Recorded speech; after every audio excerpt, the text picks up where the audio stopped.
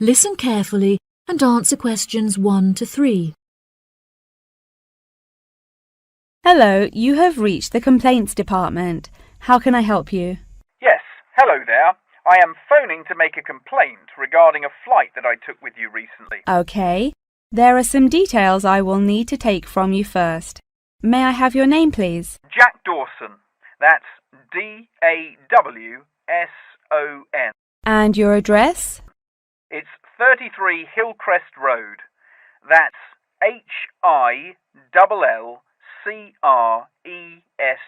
33 Hillcrest Road. Is that in Exeter? Yes. And what is the postcode of the residence? It's AL698GQ. Thank you. Do you have a telephone number? Yes, the number at my office is 754688. That's good. And may I just take a home phone number for you in case of emergencies? No problem. It's 798662. Are they both local numbers? Yes. Before you hear the rest of the conversation, you have some time to look at questions 4 to 10.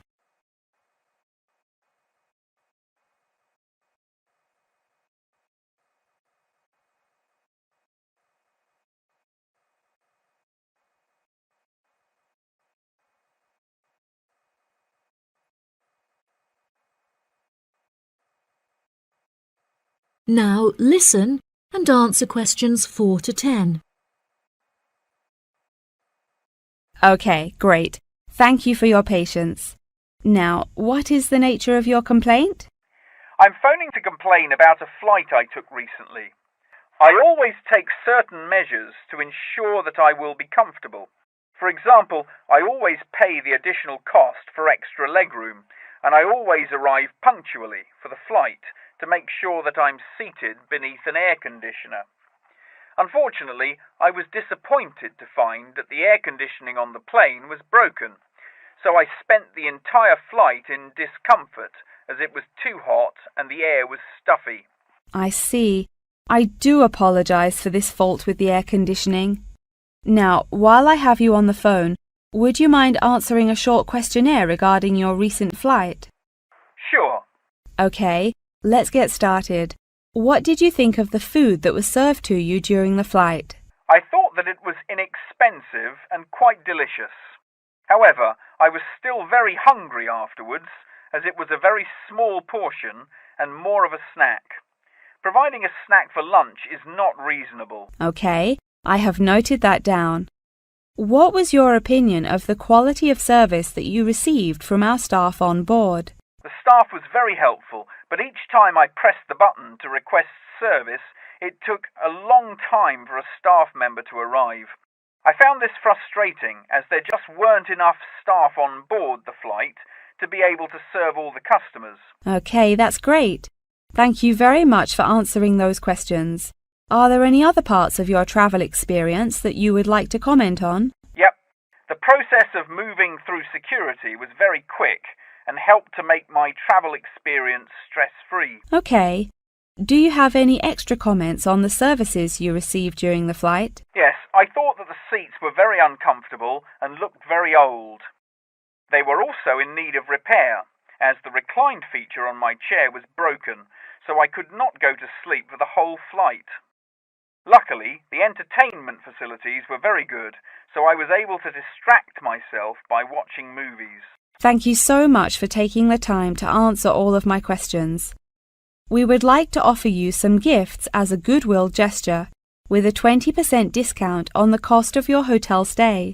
We also appreciate that international calls to your home country can be expensive, and we are sure that you would like to keep your family updated on your travels. So please accept a phone card which has a credit of £20. Oh, that's really great. Thank you so much for the gifts. No problem. We look forward to having you travel with us again soon. Have a fantastic vacation. Thanks. Bye. That is the end of section 1. You now have half a minute to check your answers.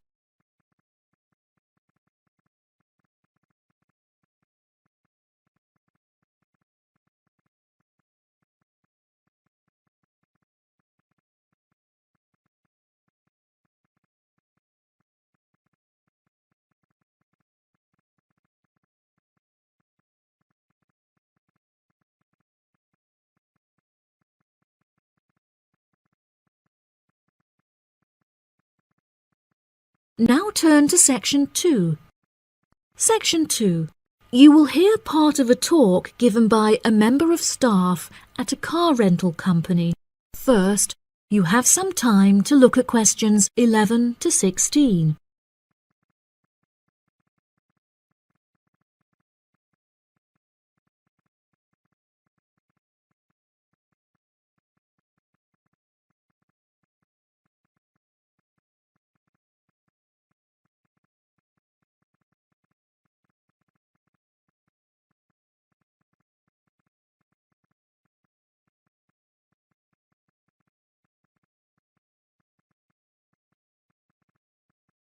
Now listen carefully and answer questions 11 to 16. Good morning, listeners, and welcome back to Star Radio. Today on the show, we have a visitor from Yazoo Car Rental, who is going to give us an insight into his company and into the public transport system. Welcome, Jonathan. Thank you for having me. Yes, I would like to start by introducing my company, Yazoo Car Rental. We are the cheapest and most reliable rental company in the city and have won multiple awards for the quality of our services. This success did not come easily, however, and it proved important that we stay fresh and are always thinking of ways to attract new customers. Our first attempt to do this was to offer a free gift with every car rental, which we were confident the customers would be very interested in. The offer of a free Hoover with each rental, however, did not attract any new customers, so we quite quickly stopped offering it.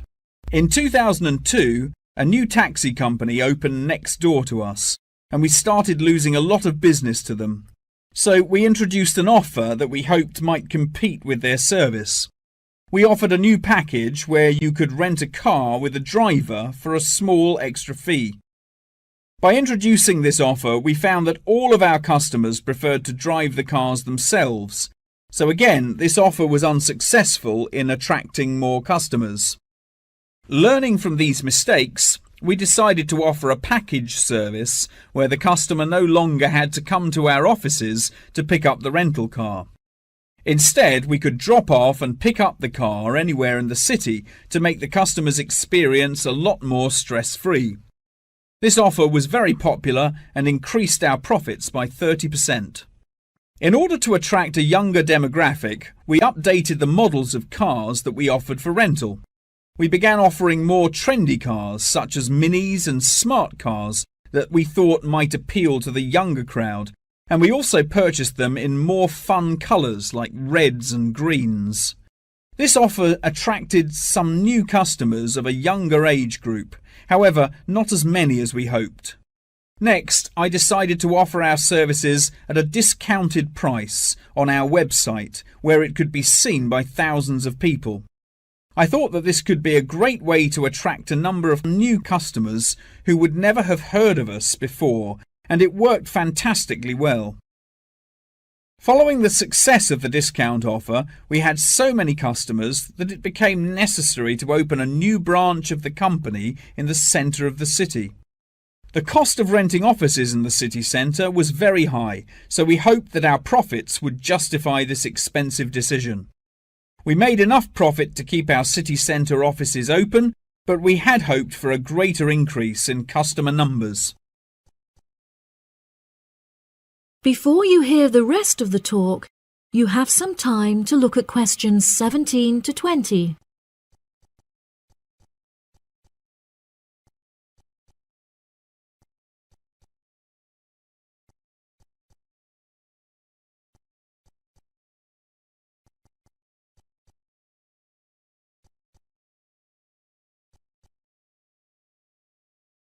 Now listen and answer questions 17 to 20.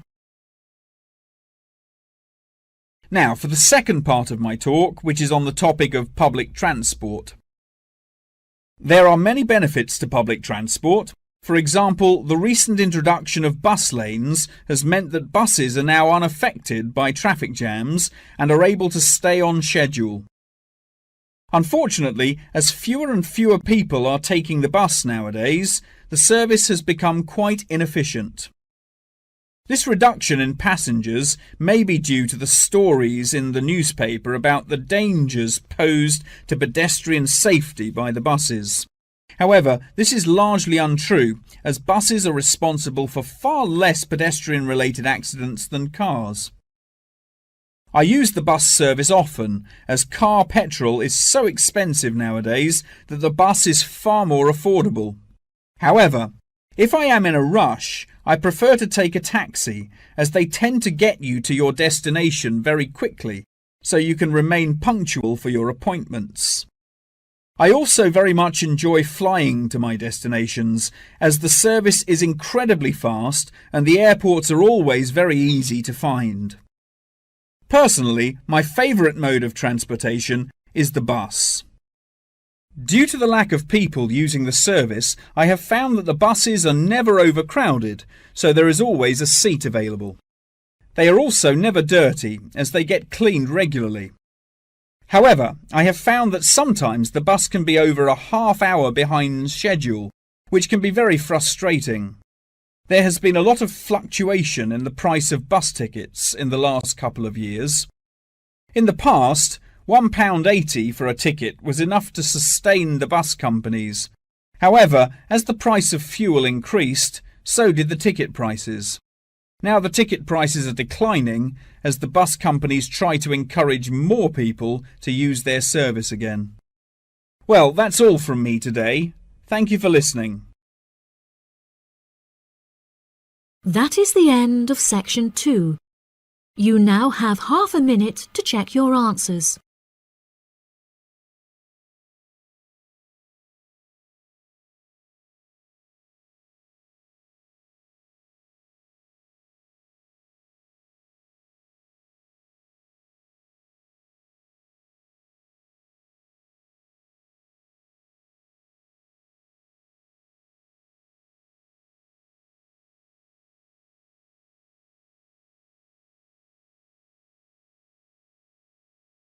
Now turn to section 3. Section 3. You will hear a conversation between a student and her professor discussing an assignment. First, you have some time to look at questions 21 to 25.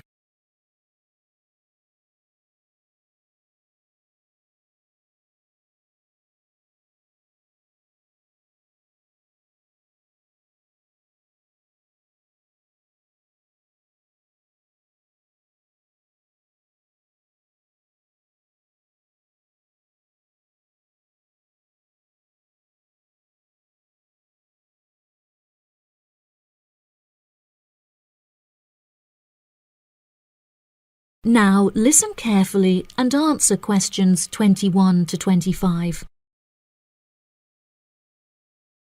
Excuse me, Dr. Thompson. May I speak to you for a minute? Of course. Please come in. I'm Alexandra Jones. I'm studying business here at the university, and for my assignment I have to carry out a survey of people who own their own organisations. I heard that you are the founder of your own company, and I was wondering if I could ask you some questions about it. Yes, of course. Please fire away. OK, great. We'll get started. Did you encounter any problems whilst you were starting your company? Actually, it was not as hard as I anticipated. I started out with very clear objectives, so I knew exactly what I wanted my corporate identity to be. It was very difficult to find the correct premises, as the property market in London is so competitive, but eventually I found the perfect site. The hardest part was structuring the business, as I had no formal template, so I had to create it myself. Yes, that is very impressive. Was it difficult dealing with staff?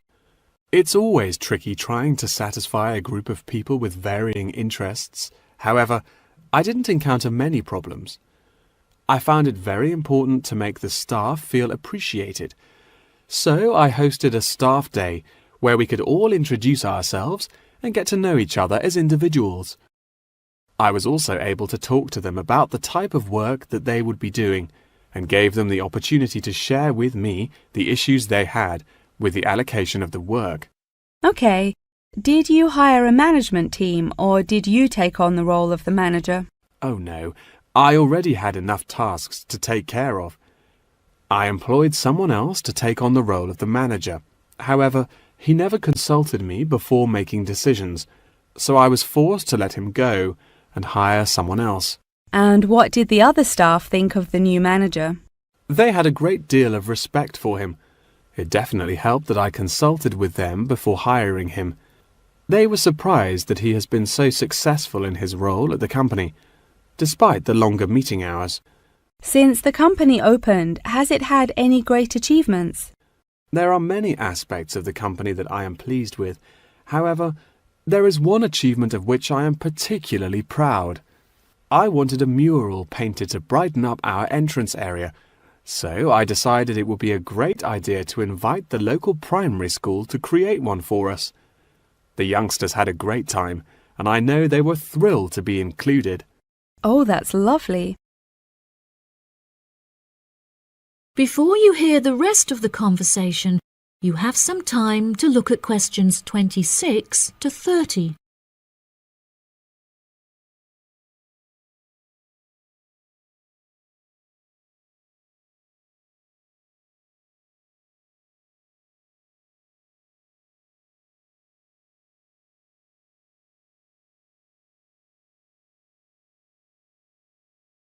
Now listen and answer questions 26 to 30.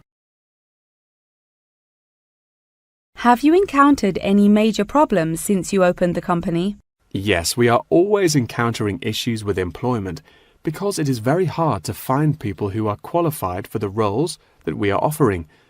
But unfortunately, there is no solution to this. One of our administrators also recently left to go on maternity leave, which put us in a tricky situation. However, we have managed to find a temporary replacement for her. It's also now approaching the period when we must carry out our financial training, so I need to find a venue with enough space to hold everyone. It will be interesting trying to organize that event. Oh gosh, I can imagine. I find it hard enough to organize myself. Organization is a difficult thing to master, but it is also essential for success. Whilst I was learning how to stay organized, I realized that the role of motivation is essential. Okay, that's great. I also suggest that you visit the library, as there is a section on culture that will have some very valuable material on how to develop your organization skills. Okay, I'll head to the library when we're finished. I think you will find it very useful. They also have a collection of documentaries on the subject of personal organization, and I suggest that you look up the literature on management of change. I personally found these sources incredibly useful. Articles are also a valuable resource, and we have a whole collection of them in our university library. I advise that you look at Section 2, where you will find articles on the nature of volunteering. That's great. Thank you so much for your help. No problem. That is the end of section 3. You now have half a minute to check your answers.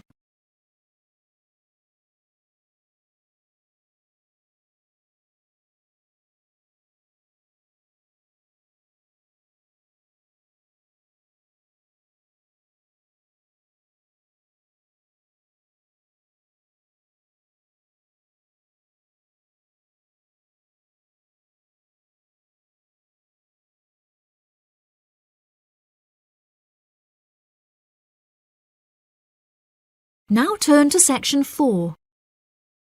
Section 4. You will hear a talk on the research of architecture. First, you have some time to look at questions 31 to 40.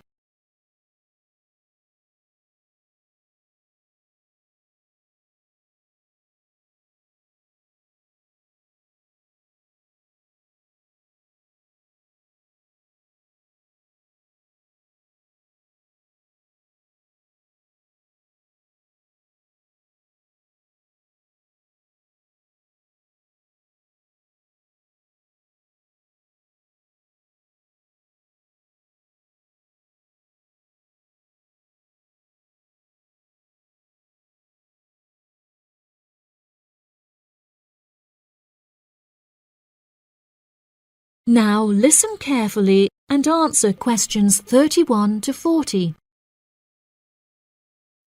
Welcome, class, to your very first lecture in this series on architecture, conducted by myself, Dr. Torben Dahl. Today we will be looking into the relationship between climate and architecture, where I will be giving you a critical overview of the main climate influences that shape the design of buildings. Throughout this lecture series, we will be looking at the latest research into climatic design carried out by experts in the field, in addition to case studies and examples drawn from modernist practice, both in cities and rural areas. Now, acid rain is one of the climatic elements with the most devastating effects on our architecture.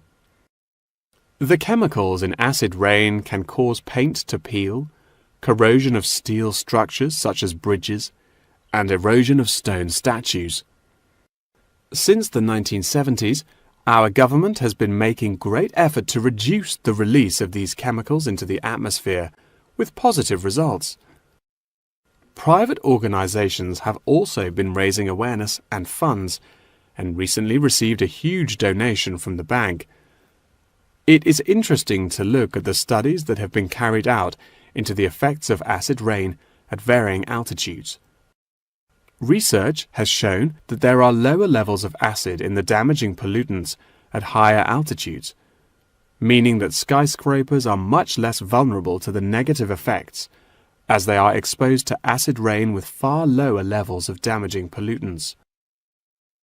Recently, the ALTA project was founded to carry out further research into acid rain. This project is directed towards studying the effects of acid rain on old, traditional buildings of stone construction that are vulnerable to damage caused by acid rain. Masonry is particularly vulnerable as it is easily corroded and weakened by the acidic chemicals. It is imperative that we protect these buildings, as they are valuable examples of our history and culture.